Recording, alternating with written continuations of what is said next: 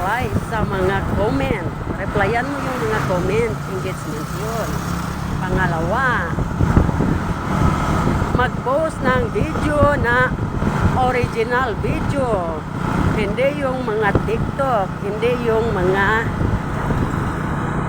mga content ng iba kukunin mo tapos i-edit mo tapos ipopost mo. So original yon.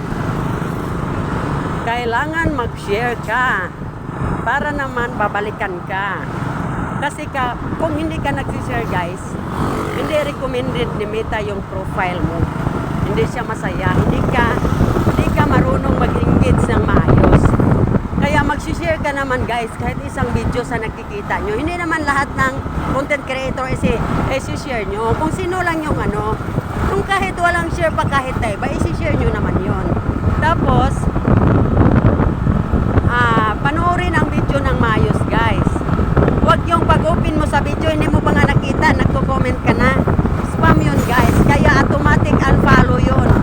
No, hindi yun utos ni Meta. Ang utos ni Meta ay manood ka muna bago ka mag-comment, bago mag-share.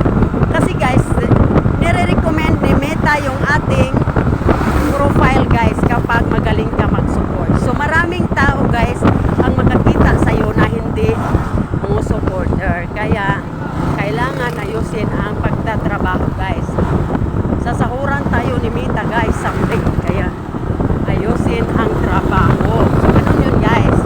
Kung hindi ka marunong mag-support guys, kapag monetize ka na, hindi ka rin makakasahod.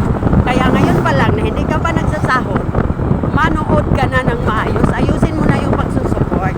Para someday kapag sumasahod ka, marami nang babalik sa'yo, marami nang manunood sa'yo. Oo, kikita ka sa mga views guys. Kung walang mag-views sa'yo, wala kang kita. Kahit 20 beses ka pa na monetize. Kung walang susupport sa'yo, hindi ka kikita. Kaya ngayon pa lang, mag-ipon-iponan ng mga supporters. Unahan mo silang i-support guys. Babalikan ka nila. Promise yan.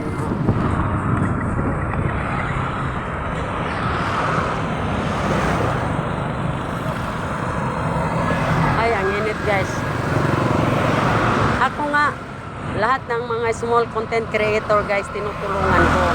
Tulong mo yun sa kanila guys. Someday, balikan kanila guys. Ganun ang tamang pag-support. Hindi yung video mo lang inaatupag mo guys. Naku,